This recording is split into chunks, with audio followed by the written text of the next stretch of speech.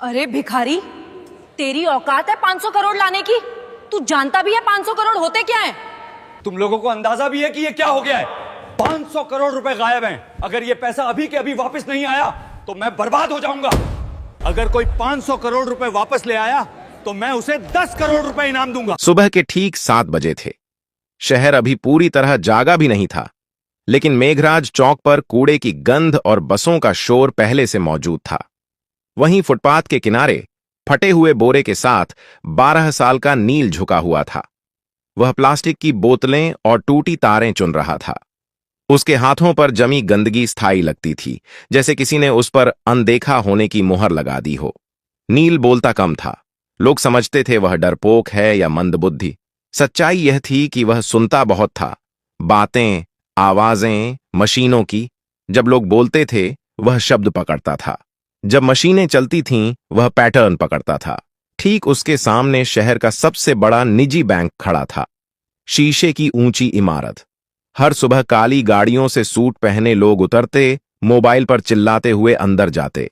नील को अंदर जाने की इजाजत कभी नहीं मिली थी। गार्ड हर बार एक ही शब्द कहता था, भाग यहां से। नील मुस्कुरा देता था और फिर कूड़े में झुक जाता था। उसी बैंक की दीवार से सटा एक पुराना ट्रांसफॉर्मर बॉक्स था। नील अक्सर उसके पास बैठकर सूखी रोटी खाता था। उसे वहां से एक अजीब सी भनभनाहट सुनाई देती थी। बाकी लोगों के लिए वह शोर था, नील के लिए भाषा। उस दिन दोपहर को माहौल बदला हुआ था। बैंक के अंदर अचानक अफरा तफरी मच गई। कर्मचारी अपनी सीटों से उठ खड़े हुए। मैनेजर्स के चेहरे पीले पड़ गए। एक के बाद एक फोन बजने लगे। ऊपर की मंजिल पर बोर्डरूम में चीख सुनाई दी, 500 करोड़ गायब हो गए हैं। यह कोई अफवाह नहीं थी। बैंक के मेन सर्वर से 500 करोड़ गायब हो गए हैं। करोड़ रुपए ऑनलाइन ट्रांसफर हो चुके थे। पैसा न किसी ग्राहक के खाते में था, न किसी विदेशी बैंक में। वह सिस्टम से जैसे फिसल कर हवा में घुल गया था। आईटी टीम दौड़ पड़ी। सर्वर लॉग्स खोले गए, फायरवॉल चेक हुए, साइबर सिक्योरिटी एक्सपर्ट्स को कॉल गया, पुलिस को सूचना दी गई। हर मिनट के साथ बैंक की साख डूब रही थी। बाहर फुटपाथ पर बैठा नील यह सब देख रहा था। उसे कुछ अजीब लगा।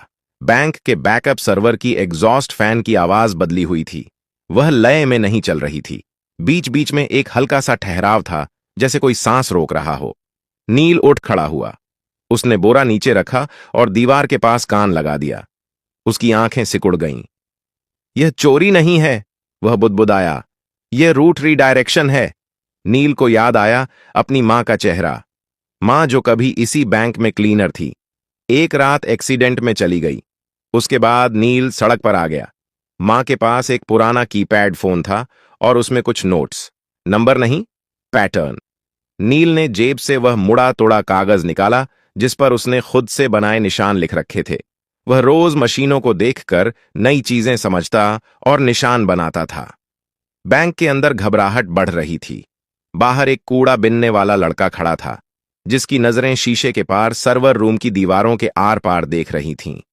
नील ने गहरी सांस ली। अगर अब नहीं बताया, उसने खुद से कहा, तो पैसा हमेशा के लिए चला जाएगा। उसने बोरा उठाया और बैंक के मुख्य गेट की तरफ बढ़ गया। गार्ड ने उसे देखते ही डंडा उठाया। कहा था ना, यहां मत आना। नील रुका नहीं। उसने पहली बार सीधा आंखों में देखकर कहा, साहब, जो पैसा गया है वो अभी भी इसी बैंक में है। गार्ड हंसा, लेकिन अंदर कहीं ऊपर एक अलार्म और तेज हो गया। और यहीं से कहानी शुरू होती है। गार्ड की हंसी अभी पूरी भी नहीं हुई थी कि बैंक के अंदर से एक महिला बाहर आई। नीले रंग की साड़ी, गले में आईडी कार्ड और चेहरे पर साफ घबराहट। वह बैंक की senior operations manager Radhika Mehta थी। पिछले 20 मिनट से वह लगातार आईटी टीम और हेड ऑफिस के बीच फंसी हुई थी। उसकी नजर नील पर पड़ी। क्या कहा तुमने? उसकी आवाज सख्त थी, लेकिन आंखों में थकान साफ दिख रही थी। गार्ड ने झट से कहा, मैडम, यह कूड़ा बिनने वाला है, झूठ बोल रहा है। नील ने सिर झुकाया, फिर धीरे से बोला, मैडम, पैसा बाहर नहीं गया। सिस्टम ने खुद रास्ता बदला है। अगर अभी कुछ नहीं किया गया तो 3 घंटे बाद वो पैसा अपने आप मिट जाएगा। यह सुनते ही राधिका का दिल धक से रह गया। तुम्हें कैसे पता?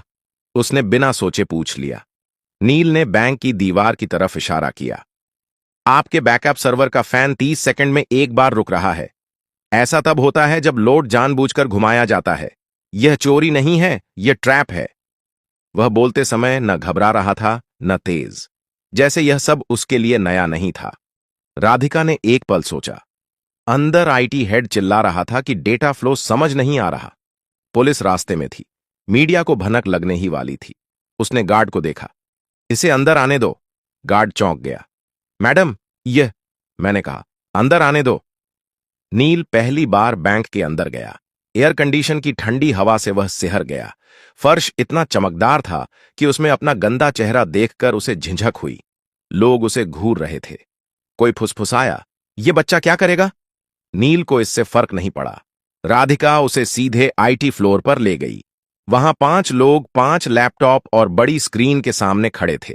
स्क्रीन पर लाल रंग की लाइनें और नंबर भाग रहे थे। आईटी हेड ने गुस्से में कहा, मैडम, अभी समय नहीं है, यह मजाक नहीं है। नील ने स्क्रीन की तरफ देखा और तुरंत बोला, आप लोग गलत लॉक देख रहे हैं, असली रास्ता छुपाया गया है। कमरे में सन्नाटा छा गया। यह बच्चा हमें सिखाएगा? किसी ने तंज कसा।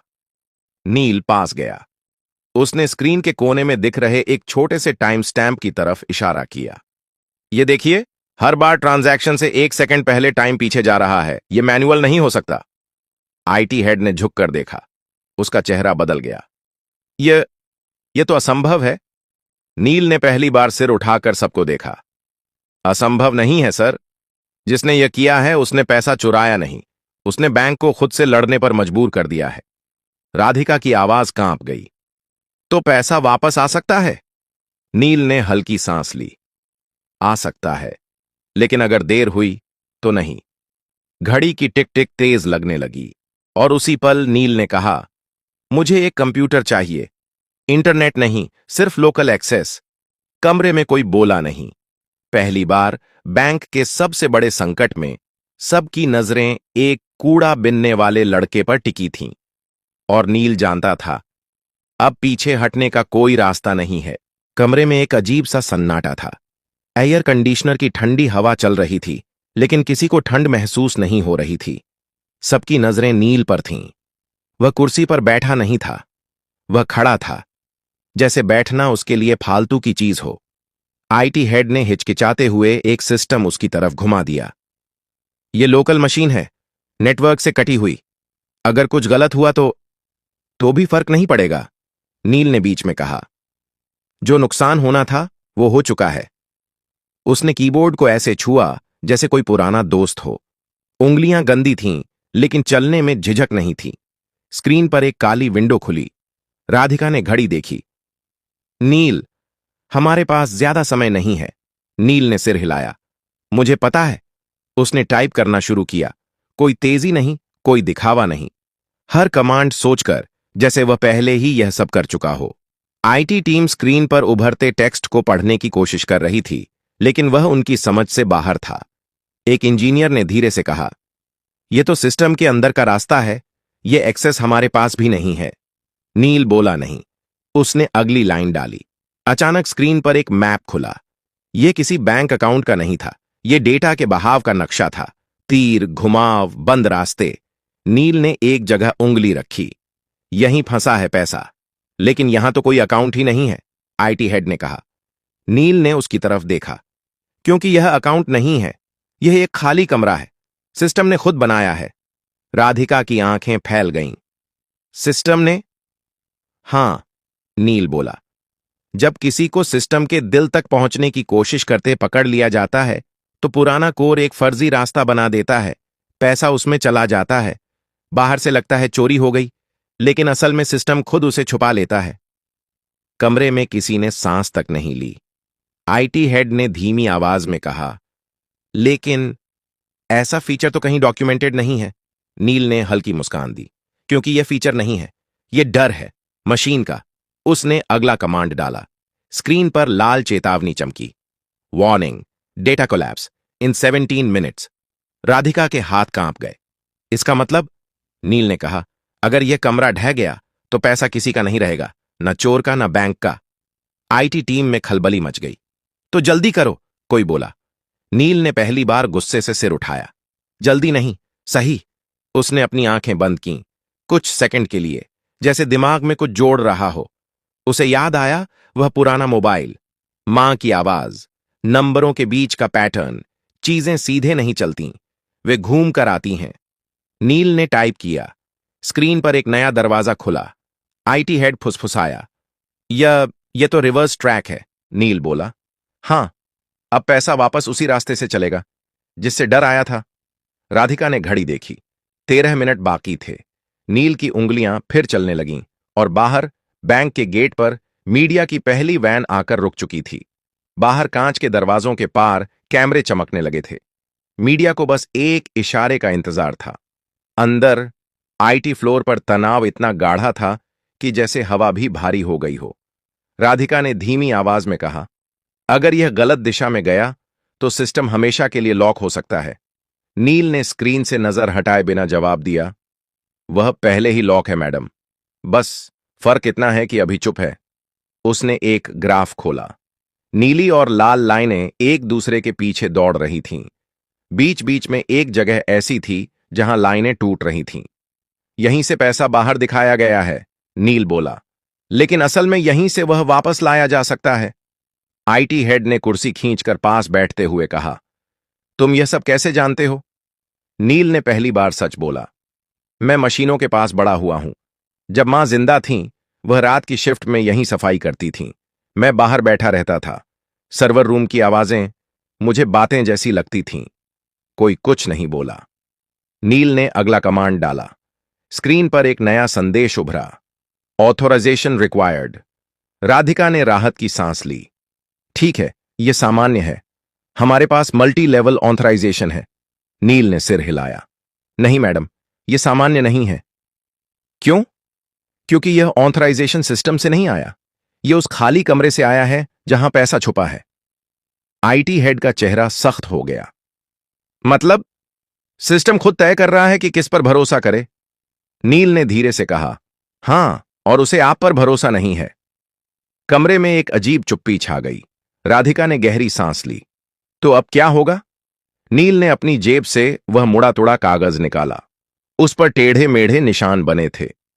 अब हमें सिस्टम को याद दिलाना होगा कि यह किसके लिए बना था। उसने एक कोड डाला। यह कोई पासवर्ड नहीं था, यह समय, राशि और क्रम का मेल था। वही क्रम जिसमें बैंक हर दिन छोटे खातों को प्राथमिकता देता था। स्क्रीन पर अचानक हजारों छोटे ट्रांजैक्शन चमक उठे। 10 रुपए, 50 रुपए, 200 रुपए। आईटी टीम हड़बड़ा गई। ये क्या कर रहे हो? इससे सिस्टम और स्लो हो जाएगा। नील ने शांत स्वर में कहा, नहीं, इससे सिस्टम को भरोसा आएगा। राधिका ने हैरानी से पूछा, भरोसा? हां, नील बोला। मशीनें ताकत पर नहीं चलती, वे पैटर्न पर चलती हैं, और सबसे सच्चा पैटर्न है छोटे लोगों का पैसा। स्क्रीन पर चेतावनी बदलने लगी। Trust index rising. IT head ने आंखें मल लीं। यह मीटर पहले कभी नहीं देखा, नील ने कहा, क्योंकि आपने कभी सिस्टम से पूछा ही नहीं कि उसे क्या चाहिए। घड़ी पर नजर पड़ी। 7 मिनट बाकी थे। नील की उंगलियां अब और तेज चल रही थीं, और उसी वक्त बैंक के मेन सर्वर से एक धीमी सी बीप की आवाज आई, जैसे कोई सोया हुआ दिमाग जाग रहा हो। सभी समझ गए, अब वापसी शुरू हो चुकी थी। बीप की वह आवाज छोटी थी, लेकिन असर बड़ा। आईटी फ्लोर पर खड़े हर इंसान की रीढ़ सीधी हो गई। स्क्रीन पर बिखरे हुए तीर अब एक दिशा में मुड़ने लगे थे, जैसे कोई भटकी हुई नदी अपने पुराने रास्ते को पहचान रही हो। आईटी हेड ने हकलाते हुए कहा, डेटा फ्लो रिवर्स हो रहा है। राधिका की आंखें स्क्रीन से हट ही नहीं रही थीं। मतलब? नील ने बिना रुके जवाब दिया, मतलब पैसा लौट रहा है, लेकिन अभी सफर पूरा नहीं हुआ है। स्क्रीन पर नंबर चलने लगे। 10 करोड़, 25 करोड़, 68 करोड़। कमरे में किसी की सांस नहीं निकल रही थी, लेकिन तभी एक जोर की बीप गूंजी। स्क्रीन लाल हो गई। System conflict detected. IT head उछल पड़ा। यह क्या है अब? नील रुक गया। पहली बार उसकी उंगलियां थमी। जिसने यह किया है उसे अब पता चल गया है। कौन? राधिका ने पूछा। नील ने सिर झुकाया। कोई बाहर का नहीं, अंदर का। कमरे में हलचल मच गई। लोग एक दूसरे की तरफ देखने लगे। स्क्रीन पर एक नया लॉग खुला। एक ही यूजर आईडी, एक ही मशीन, बार बार। आईटी हेड का चेहरा सफेद पड़ गया। ये तो हमारे ही नेटवर्क से है, नील ने धीरे से कहा। चोरी बाहर से नहीं हुई थी, रास्ता अंदर से खोला गया था। घड़ी देखी गई। अब सिर्फ 4 मिनट बचे थे। राधिका ने खुद को संभालते हुए कहा, नील, क्या हम इसे रोक सकते हैं? नील ने जवाब देने से पहले एक गहरी सांस ली। हां, लेकिन इसके लिए मुझे सिस्टम को पूरी तरह बंद करना होगा, 30 सेकंड के लिए। कमरे में हड़कंप मच गया। क्या? यह नामुमकिन है। पूरा बैंक ठप हो जाएगा। नील ने पहली बार सबको सीधे देखा। अगर नहीं किया तो पैसा आधे रास्ते में फंस जाएगा, न आपका रहेगा न चोर का। राधिका ने आंखें बंद की एक पल के लिए, फिर बोली, करो। आईटी हेड ने चौंक कर उसकी तरफ देखा। मैडम, मैं जिम्मेदारी लेती हूं। नील ने आखिरी कमांड तैयार किया। उसकी उंगलियां हल्की कांप रही थीं, लेकिन दिमाग साफ था। उसे मां की आवाज याद आई, डर लगे तो भी सही काम मत छोड़ना। उसने एंटर दबाया। पूरे बैंक की लाइटें एक साथ बुझ गईं। कंप्यूटर, एटीएम, सब कुछ। बाहर मीडिया चिल्ला उठा, बैंक बंद हो गया, पैसा डूब गया। अंदर घुप अंधेरा था। फिर 1 सेकंड बाद, 2 सेकंड बाद, तीसरे सेकंड पर एक हरी लाइट जली, फिर दूसरी, फिर पूरी स्क्रीन। सिस्टम वापस आ चुका था और इस बार पैसे के नंबर एक एक करके सही खाते में लौट रहे थे। 100 करोड़, 250 करोड़, 400 करोड़। आईटी हेड की आंखों से आंसू निकल आए। हो गया। आखिरी नंबर रुका, 500 करोड़। रिकॉन्साइल्ड। कमरे में कोई ताली नहीं बजी, कोई चिल्लाया नहीं। सब बस नील को देख रहे थे। वह कुर्सी से नीचे उतरा, थका हुआ, खामोश। बैंक का पैसा वापस आ चुका था। अब सवाल यह था, यह चोरी किसने की थी और नील सच में कौन था? कमरे में सन्नाटा था, लेकिन यह डर का नहीं था। यह उस पल का सन्नाटा था जब इंसान समझ जाता है कि अब कहानी बदल चुकी है। स्क्रीन पर हरे रंग की लाइनें स्थिर हो चुकी थीं। 500 करोड़ पूरी तरह बैंक के खातों में लौट चुके थे। सिस्टम नॉर्मल दिखा रहा था, लेकिन लोगों के चेहरे अभी भी जमे हुए थे। राधिका ने धीमी आवाज में कहा, नील, तुमने बैंक को बचा लिया। नील ने कोई जवाब नहीं दिया। वह स्क्रीन को देख रहा था, जैसे किसी और चीज की तलाश में हो। आईटी हेड ने राहत की सांस लेते हुए कहा, हमें तुरंत यह पता लगाना होगा कि अंदर से यह किसने किया। नील ने गर्दन हिलाई। सिस्टम खुद बता देगा। कैसे? किसी ने पूछा। नील ने एक आखिरी लॉग खोला। यह आम यूजर लॉग नहीं था। यह वह लेयर थी जहां सिर्फ तब एंट्री होती है जब कोई सिस्टम को धोखा देने की कोशिश करता है। स्क्रीन पर एक नाम उभरा। कोई टेक्निकल कोड नहीं, कोई फर्जी आईडी नहीं, एक साफ नाम, बैंक के डिप्टी टेक्नोलॉजी डायरेक्टर का। कमरे में जैसे हवा निकल गई। आईटी हेड कुर्सी पर बैठ गया। यह मुमकिन नहीं है, नील ने शांत स्वर में कहा। मुमकिन है, क्योंकि उसे सिस्टम की आदतें पता थीं। उसने सोचा, सिस्टम मशीन है। उसे यह नहीं पता था कि मशीन याद भी रखती है। राधिका ने तुरंत फोन उठाया। सिक्योरिटी को ऊपर भेजो, अभी। कुछ ही मिनटों में उस अधिकारी को कमरे में लाया गया। चेहरा पीला, आंखें नीचे। वह कुछ बोल नहीं रहा था। राधिका ने सख्त आवाज में पूछा, आपने यह क्यों किया? वह चुप रहा। नील आगे बढ़ा, क्योंकि आप सोच रहे थे कि पैसा बाहर निकल जाएगा और सिस्टम आपको पहचान नहीं पाएगा। लेकिन आपने एक गलती की। आदमी ने पहली बार सिर उठाया। कौन सी? आपने छोटे खातों को नजरअंदाज किया, नील बोला। आपने सिर्फ बड़े ट्रांजैक्शन देखे। सिस्टम ने आपको वहीं पकड़ लिया। आदमी टूट गया। मुझे कर्ज में डुबो दिया गया था। मुझे रास्ता नहीं दिखा। राधिका ने सिक्योरिटी को इशारा किया, ले जाइए। जब वह बाहर गया तो किसी ने राहत की सांस ली, किसी ने शर्म की। नील अब दरवाजे की तरफ बढ़ने लगा। राधिका ने चौंक कर कहा, रुको, तुम कहां जा रहे हो? नील रुका। मेरा काम हो गया मैडम। काम? उसकी आवाज भर आई। तुम्हें पता है तुमने क्या किया है? बैंक, ग्राहक, पूरा सिस्टम। नील ने धीरे से कहा, मैंने सिर्फ जो गलत था उसे सही किया है। राधिका आगे बढ़ी। तुम्हें इनाम मिलेगा, नौकरी मिलेगी, पढ़ाई, सब कुछ। नील ने पहली बार हल्की मुस्कान दी। अगर आप सच में कुछ देना चाहती हैं तो एक काम कीजिए। क्या? बाहर जो बच्चे कूड़ा बीनते हैं ना, नील बोला, उनके लिए सिस्टम बनाइए, ऐसा सिस्टम जो उन्हें अनदेखा न करे। राधिका कुछ बोल नहीं पाई। नील दरवाजे से बाहर निकल गया। वही फटा बोरा, वही गंदे हाथ, लेकिन अब बैंक की दीवारें उसे देख रही थीं, क्योंकि सिस्टम तो बच गया था। अब इंसानों की बारी थी। बैंक के बाहर शाम ढल चुकी थी, लेकिन भीड़ कम नहीं हुई थी। कैमरे अब भी चमक रहे थे। रिपोर्टर एक दूसरे को धक्का देकर आगे आने की कोशिश कर रहे थे। सबको एक ही खबर चाहिए थी। 500 करोड़ कैसे लौटे?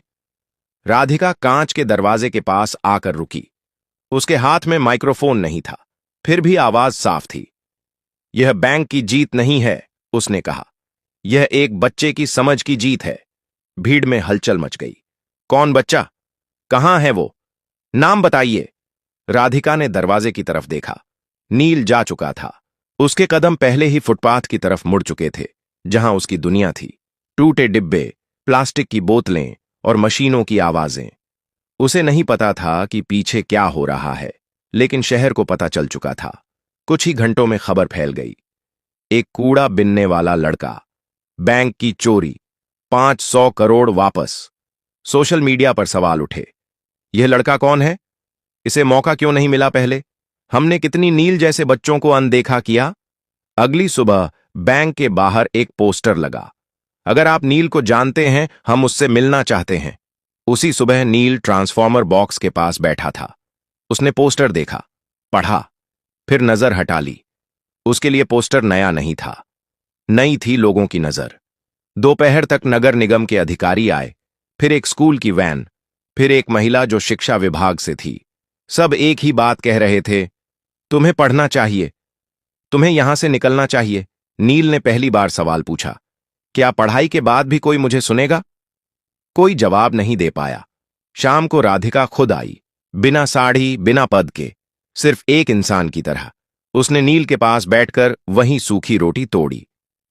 मैं तुम्हारे लिए कोई योजना नहीं लाई, उसने कहा। मैं बस ये पूछने आई हूं, तुम क्या चाहते हो? नील ने सोचा, फिर बोला, मैं चाहता हूं कि सिस्टम पहले पूछे, बाद में जज करे। राधिका ने सिर हिलाया। यहीं से एक बदलाव शुरू हुआ। बैंक ने एक छोटा सा प्रोग्राम शुरू किया। नाम नहीं था बड़ा, लेकिन असर बड़ा था। सड़क पर रहने वाले बच्चों को मशीनों के पास बैठने दिया गया। उन्हें हटाया नहीं गया, उन्हें सुना गया। नील वहां रोज आता था, अब बोरे के साथ नहीं, एक कॉपी के साथ। शहर ने पहली बार उसका नाम ठीक से बोला, नील। और यही नाम अब सिस्टम में दर्ज हो चुका था। अनदेखा नहीं, बल्कि जरूरी। अगर आपको यह कहानी पसंद आई हो तो लाइक जरूर करें। ऐसी ही कहानियों के लिए सब्सक्राइब करें और इसे अपने दोस्तों के साथ शेयर करें। कमेंट बॉक्स में जरूर लिखिए कि आप किस शहर या गांव से देख रहे हैं।